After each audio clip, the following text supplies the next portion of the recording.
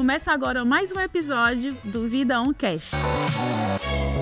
Sabe quando você sente e entende exatamente o que o médico está dizendo sobre a sua saúde? Ser acompanhado de maneira contínua por profissionais que conhecem a sua jornada faz toda a diferença no seu dia a dia. Hoje nós vamos falar sobre como um cuidado integrado beneficia a sua vida. E para bater esse papo comigo, eu tô hoje aqui com o meu super co-host Flavinho. Obrigado, Lívia. Muito obrigada. Eu gosto, viu, doutor Rodolfo e doutor Fabiano, de mesa cheia. Toda edição eu falo isso, que aí o papo fica mais animado e fica melhor. Então o Flavinho vai me ajudar hoje aqui nas perguntas. E eu tô recebendo aqui hoje, a gente tá recebendo, né, Flavinho, o doutor Rodolfo Albuquerque, diretor técnico e médico consultor da área de operação hospitalar. Bem-vindo, doutor Rodolfo. Muito obrigado pela oportunidade. Prazer é nosso. E também o doutor Fabiano Rosa, diretor médico corporativo de linhas de cuidado e pacientes crônicos. Bem-vindo, doutor Fabiano. Muito obrigado pelo convite. Obrigada a você. Obrigado, doutor Rodolfo. Obrigado, doutor Fabiano.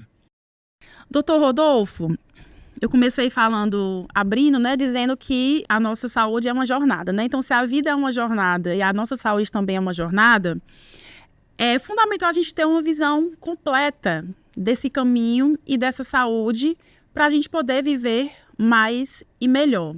A gente fala muito de cuidado integrado, de ritos de cuidado. Eu queria que você falasse para a gente o que é isso, como é que você entende isso e como é que todos esses protocolos, esses ritos de cuidado e essa rede integrada beneficia e facilita o cuidado com a nossa saúde. Vamos lá. O primeiro ponto que deve ser mencionado é que a nossa empresa é uma empresa verticalizada. A empresa verticalizada é a empresa que ela dá toda a atenção que ela precisa dar em saúde aos seus afiliados, né, dentro de estruturas próprias. Então isso é uma estrutura verticalizada. O pessoal costuma falar, mas é fácil, se é tudo seu, é fácil. Não é bem assim. A gestão de uma rede verticalizada é bastante difícil, envolve muita experiência, e se hoje a ABVD é um sucesso nesse item é porque eles têm uma experiência de várias décadas, né? Enfim, então eu gostaria primeiro de falar que a nossa empresa é uma empresa verticalizada e depois a gente vai falar por que isso é importante. Depois eu vou falar um pouquinho do que é um cuidado integral. Cuidado integral é aquele cuidado que você faz desde a promoção da saúde, passa pela prevenção primária, prevenção secundária e faz a prevenção terciária. O que significa isso? Que eu atendo ao meu paciente em todas as suas necessidades, dependendo do momento que ele está, tá certo? Então, por exemplo, um indivíduo como o Flávio, que a gente percebe que é um cara fortão e tal, o Flávio, a gente teria que fazer com ele uma promoção de saúde, ou seja, ensinar para ele o que são hábitos saudáveis para que ele não venha ficar doente. Uma pessoa que já teve um problema de saúde, eu tenho que ensinar para ela, eu tenho que tratá-la de maneira a ela não ter novamente o mesmo problema ou ter um problema semelhante. Por sua vez, tem pessoas que estão muito acometidas por problemas de saúde e que a gente tem que dar um jeito dessa pessoa, apesar de acometida por vários problemas de saúde, ter uma boa qualidade de vida. A gente costuma chamar isso de prevenção terciária. Certo. Por sua vez, o que é um cuidado integrado, né? Um cuidado integrado, ele nos remete a um defeito do sistema de saúde, que é assim, o sistema de saúde ele é em silos, né?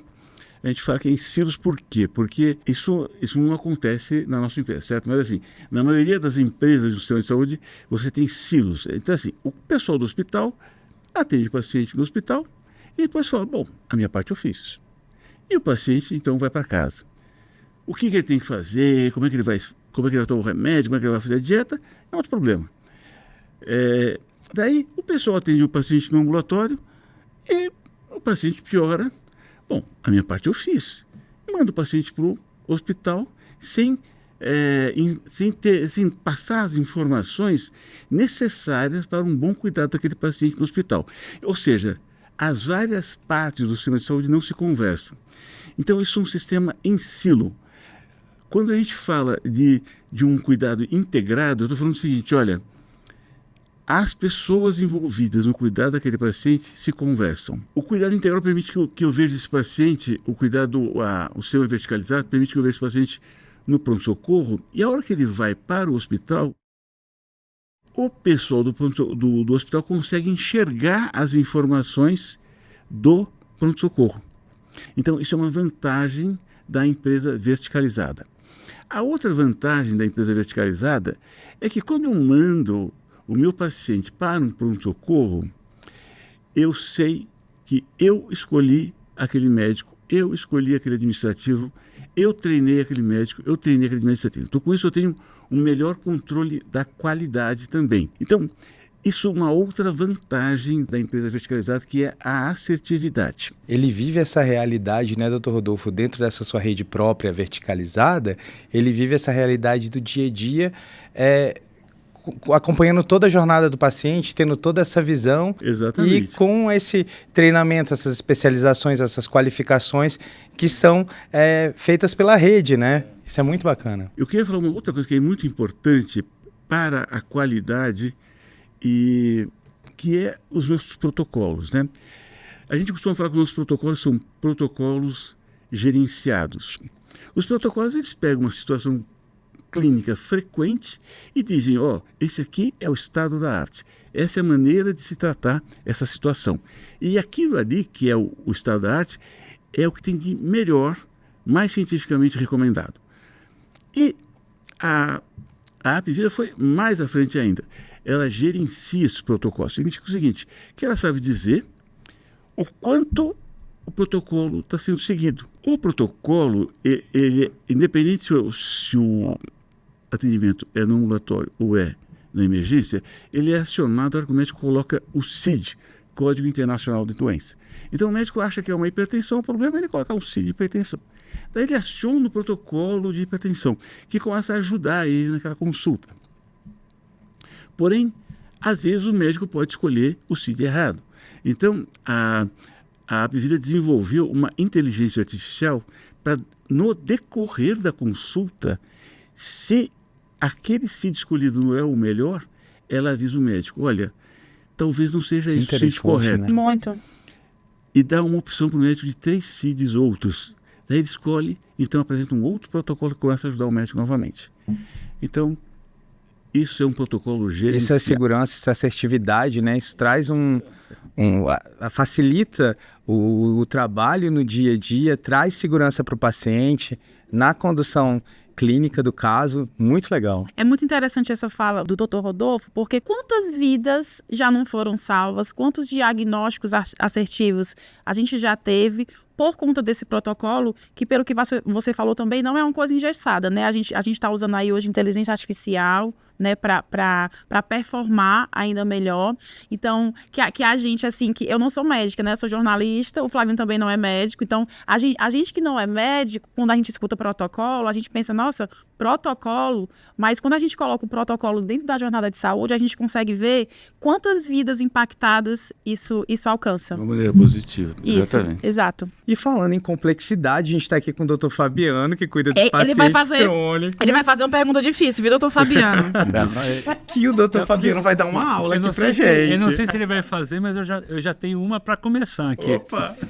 E justamente pelo que você vai me apresentar, né? Como hoje o responsável pelas linhas de cuidado e para os pacientes crônicos, né, Flávio? Eu acho que uma das questões é justamente essa, né? Poxa, mas se eu tenho o protocolo, né? E eu tenho o protocolo lá instituído, sistematizado, né? Gerenciado, que me ajuda nessas decisões, e ao mesmo tempo, né? A Lívia tinha comentado aqui, né? Então esse cuidado, ele é personalizado. Isso não parece um contrassenso? Verdade, né? Já comecei aqui a colocar não é assim. Na verdade, o protocolo ele ajuda a gente a seguir as melhores práticas dentro da medicina e ajuda a nos lembrar pontos dentro da nossa história, da nossa consulta, que podem ter fugido, né, em algum momento, e justamente por isso que ele é benéfico para essa condução. Mas ele não tira essa personalização. Obviamente que ele não tira. Existem pacientes, né, que têm uma condição crônica, né, com uma gravidade um pouco maior, ou uma doença que se instalou, que é nova, que ele está começando a conhecer agora. E aí cai aquela dúvida, né? Quem eu procuro primeiro, né? Verdade. Aí assim, eu tenho que passar no cardio. Ah, não, mas eu tenho que passar no endócrino também. Ah, mas eu tenho que passar... Não é isso? É assim que funciona. Por que a gente traz para essas linhas e traz para os nossos ambulatórios de complexidade de crônico, né? Dentro de uma organização dessa assistência, né? Porque é a nossa função ajudar, tanto para esses pacientes que acabaram de descobrir uma doença nova e que precisam de cuidados, ou esses outros que têm uma complexidade maior ou várias comorbidades, a gente tem que ajudá-los a trilhar a jornada deles de acompanhamento. A gente usa muito uma coordenação de cuidado. Então, a gente sempre tem o médico que é a referência daquele caso. Então, a gente aproxima o paciente desse médico. Ele que vai começar a conduzir o caso. Ele que ajuda, olha, você precisa agora passar assim com esse profissional. Esse outro não é o momento, nós vamos primeiro cuidar dessa condição, né? A gente envolve além do médico, porque acho que é importante a gente desmistificar, o médico, ele é o responsável pelo diagnóstico, ele é responsável por propor o tratamento, mas ele não faz nada sozinho. É né? verdade. E para esses pacientes, a gente sempre, conforme cada necessidade, obviamente, mas a gente sempre tem uma composição de uma equipe multiprofissional. Porque a gente lembra o seguinte, o paciente, o menor tempo que o paciente passa é conosco, ou no ambulatório, ou no hospital. A maior parte do tempo ele vai estar na casa dele. É verdade. E a gente precisa dar esse suporte para que ele tenha acesso, sempre que ele tiver uma dúvida. Então a gente sempre tem essa possibilidade de E ao ele mesmo ter o tempo acesso. que ele também seja responsável pela sua própria saúde. Isso. Essa autonomia, né? Manter essa autonomia. E principalmente dizer que, além do médico e da equipe multiprofissional, né, ele é incluído também como responsável pelo cuidado da saúde dele, né, em todos os aspectos, né? Se você aí está fazendo tratamento de saúde, né, obedeça seu médico, obedeça os enfermeiros, né, porque é uma jornada da minha saúde. Então, a gente disponibiliza, como vocês falaram, toda uma equipe, e foi muito boa a sua fala, doutor Fabiano, porque ficou claro que quando a gente fala de uma equipe voltada para o cuidado do paciente, a gente não está falando de um médico. A gente está falando de médicos, de enfermeiros, de nutricionistas, de psicólogos, de uma gama de pessoas ali focadas no cuidado da nossa saúde. Só que mais importante do que os médicos orientarem e essa equipe orientar é a gente mesmo ter autorresponsabilidade de cuidar da nossa saúde. Aproveitando esse gancho, doutor Rodolfo, queria perguntar para você, até para fazer um comparativo, esse modelo, né, com a rede própria, no caso da Apvida Notre Dame Intermédica, que se assemelha muito ao modelo europeu, né, mais verticalizado de linhas de cuidado. Queria que você trouxesse para a gente um comparativo entre esse modelo de cuidado verticalizado, mais comum nos países europeus, e a realidade norte-americana, que é esse sistema de livre escolha, né, onde você não tem esse mesmo grau de acompanhamento que a gente tem, por exemplo, aqui na Apvida Notre Dame Intermédica. Existe a nossa empresa, que é uma empresa do sistema de saúde suplementar do Brasil, né? E a gente então é verticalizado com todas aquelas coisas que eu comentei com você anteriormente. Então, no Brasil você tem a saúde suplementar, você tem o SUS, e dentro da saúde suplementar nós temos a Apvida, que é uma empresa verticalizada com todas as vantagens da verticalização. Se a gente vai para os Estados Unidos, a coisa é bem bagunçada. Os Estados Unidos ele é multifinanciado, né? Então, o governo americano é quem mais banca através dos programas Medicare, Medicaid, mas na verdade esses programas eles dão uma atenção à saúde muito à moda antiga. Ou seja, se você me procurar, ok, se você não me procurar, o problema é seu. E ele também tem aquela história do fee for service, ou seja, como eu pago por procedimento, eu estimulo o médico a fazer coisas que nem sempre estariam indicadas. Ao passo que você pega assim, uma Suíça da vida, a Suíça então é um belíssimo plano de saúde, né? O governo dá absolutamente tudo, eles têm linhas de cuidados bem feitas. A Inglaterra, ela também é um sistema de saúde bem adequado, porque o governo inglês ele tem as linhas de cuidado, ele tem os protocolos não gerenciados como a gente faz, porque protocolos gerenciados são só nós que fazemos. Eu acredito muito que o futuro do cuidado vai ser no domicílio, porque é mais barato.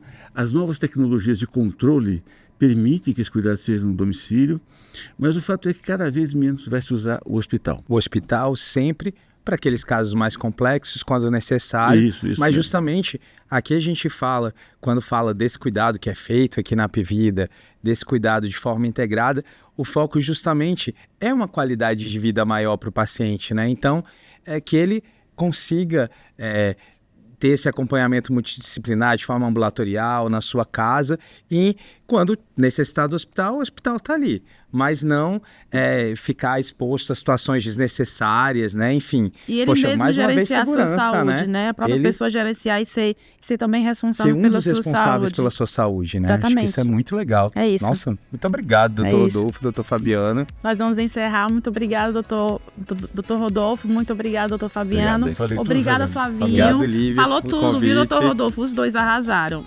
No próximo bloco, você vai saber se todo mundo que tem insônia precisa mesmo tomar remédio. E mais, fazer exercício à noite prejudica o sono? Não saia daí. A gente volta já.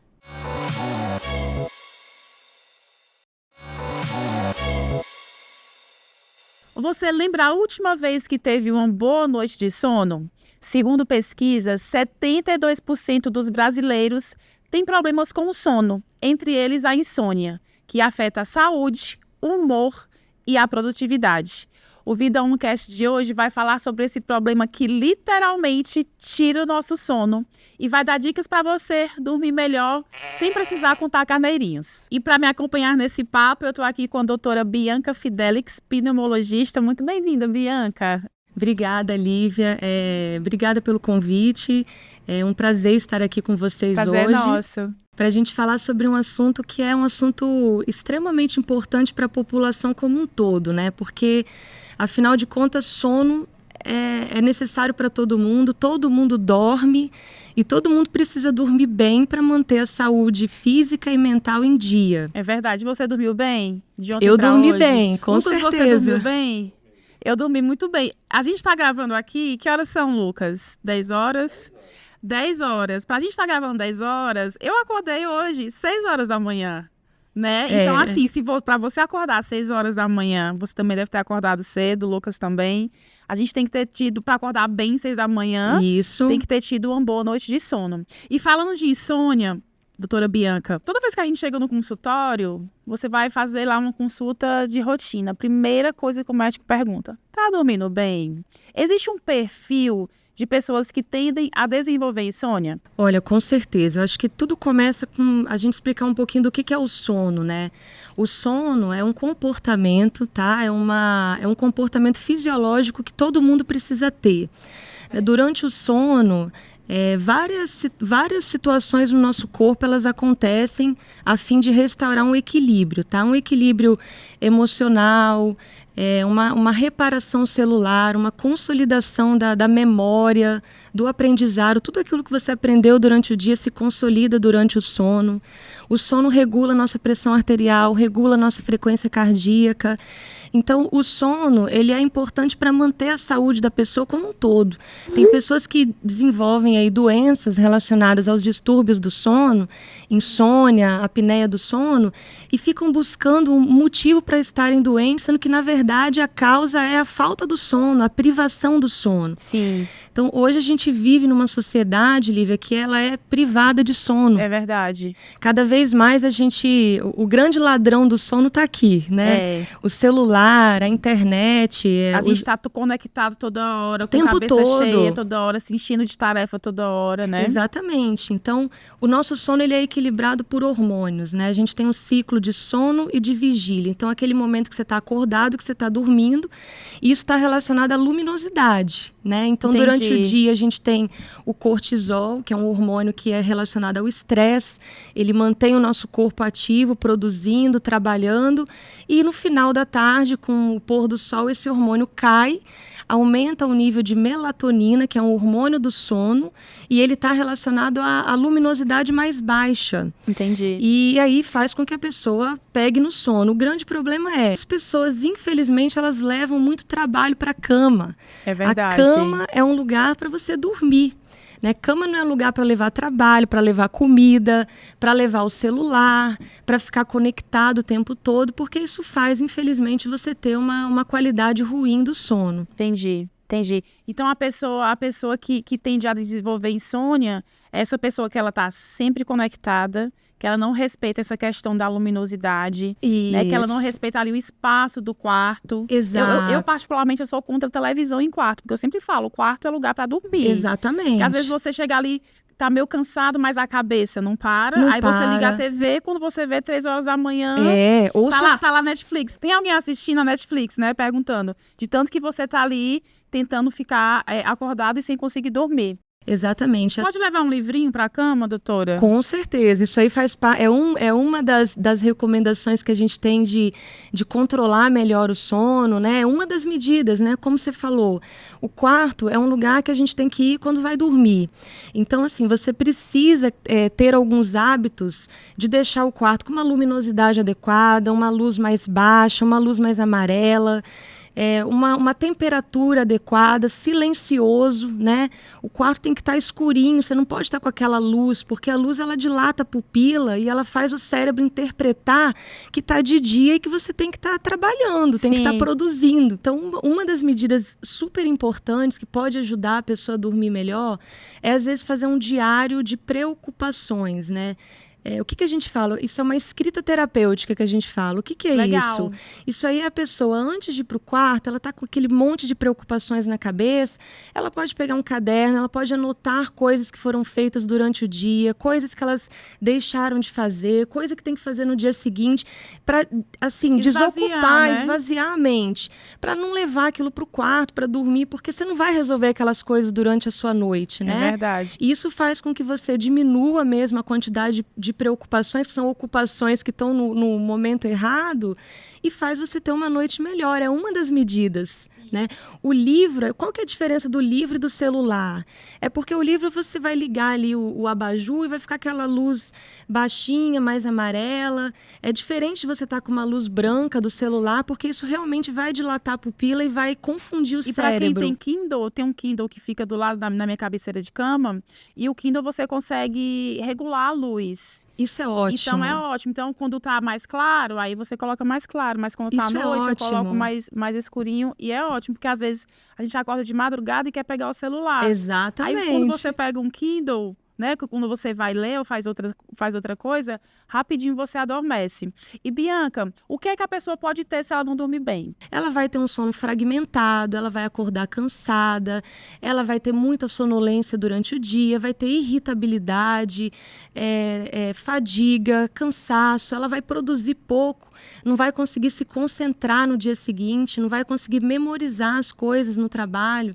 Então, assim, as pessoas podem adquirir os principais doenças aí relacionadas ao sono, se a gente pode dizer assim, é a insônia e a apneia do sono, né? Sim. O que é a insônia? A insônia é a dificuldade de iniciar ou de manter o sono. Várias coisas podem fazer a pessoa apresentar insônia, desde pessoas ansiosas, pessoas que estão com depressão. Hoje em dia você está preocupado com o filho, com o trabalho, com a creche, com a comida, com o marido, com a esposa. Então você está cheio de angústias e preocupações. Isso te fazem ter dificuldade para iniciar ou manter o sono. A gente tem que ter um ciclo de rotina. O nosso corpo, ele precisa de uma rotina. Então a gente precisa criar o hábito de dormir e acordar mais ou menos no mesmo horário. Isso também faz parte da higiene do sono. Essa coisa de rotina que você falou, Bianca, isso é tão importante. Eu converso muito com os meus amigos, ali que eu tenho 37 anos, né? Então os nossos amigos ali entre 30 e 40 anos, a importância da rotina para um adulto. Exatamente. Essa higiene do sono, ela só funciona se você tiver rotina. Isso aí, assim, se você tiver... Eu tô falando dos meus amigos da minha idade, mas assim, se você conviver com uma criança de 5 anos, de 10 anos, a rotina do sono só funciona se você tiver ali um checklist para fazer. Toma banho, vai jantar, deita, apaga a luz. Isso. Então, assim, é muito mais também uma questão de disciplina, né, do que você simplesmente, não consigo dormir, eu vou aqui tomar um remédio. Isso. E falando sobre essa parte do remédio, a gente tem uma pergunta super interessante, o Lucas vai colocar aqui na tela, da Gisele Soares, que é jornalista, e ela fala exatamente sobre essa questão de tomar remédio. Oi, meu nome é Gisele Soares e eu gostaria de saber se os remédios que a gente vê na farmácia para ajudar a qualidade do sono, eles têm algum efeito de fato ou se eles são só dinheiro que a gente está jogando no lixo? Muito legal a pergunta Ótima da Gisele, pergunta. adorei a pergunta. E, na verdade, a gente tem várias coisas para comentar sobre esse assunto, né? Não é toda insônia que você tem que tomar remédio, tá bom? Tem as insônias agudas, que são aquelas relacionadas a coisas pontuais. Então, a pessoa está passando por uma fase difícil, uma dificuldade, viveu sempre bem, dormiu bem, do nada ela tem algum período de insônia. Essa insônia mais aguda, a gente trata ela com as medidas de higiene do sono. A gente precisa Entendi. explicar para a pessoa que realmente tem um checklist, tem várias coisas que podem ser feitas para manter o sono dessa pessoa melhor. A insônia crônica também. Por que essa pessoa não está dormindo bem? Ela está comendo demais à noite, ela está tomando substâncias excitatórias, ela está tomando café, tomando energético. Cafezinho tomando e o cafezinho do trabalho, Então, né? você leva o trabalho para casa e o que acontece? Meu Deus, eu tenho que ficar acordada até tarde, eu vou pegar o café e vou começar a tomar. Energético, substâncias que têm cafeína, né? E a cafeína, ela tem uma meia-vida longa e ela vai atrapalhar no processo do sono. É muito simplório a gente pensar em estou sem dormir, vou botar um remédio na minha cabeceira, vou tomar o remédio e vou dormir. As coisas não funcionam Às assim. vezes, de repente, é só a pessoa colocar ali um treino, um exercício na rotina, né? Exatamente. Tirar um pouquinho do café. Exatamente. Né? O exercício que você comentou é muito importante. O exercício é fundamental para a nossa saúde como um todo. Mas, assim, a gente não pode fazer exercício pesado à noite, na hora que você está indo dormir. Tem gente que vai na academia 9, 10 horas da noite e aí 11 horas que está dormindo. Aquela adrenalina toda não funciona assim. O sono não é um botão de ligar e desligar, né? Você tem que criar um ambiente propício para isso acontecer. Dormir bem é cuidar da saúde, né? Exatamente. Para evitar a insônia, a apneia. Porque quando a gente fala de insônia e apneia, não é que a gente vai acordar cansado ou que a gente vai deixar durante o sono de respirar. São essas doenças que estão relacionadas, né? E que podem se tornar muito mais sérias. Exatamente. Né? Entendi, doutora Bianchi. Então, assim, muitas dicas. Hoje eu vou dormir que nem o neném. Não vou nem precisar contar com a eu já não preciso, né? Hoje, então, vou dormir muito bem. Muito obrigada, Bianca, pelas dicas. Fica muito claro, assim, pra gente como é importante, né? Realmente essa rotina do sono, essa higiene do sono. A gente prestar atenção no nosso corpo quando a gente deita, quando a gente acorda, porque é um fato de que se a gente não dormir bem, a gente não tem uma vida boa e não tem uma saúde boa, né? Com certeza. Então, muito obrigada pelas dicas. Obrigada a você que nos assistiu. Até lá!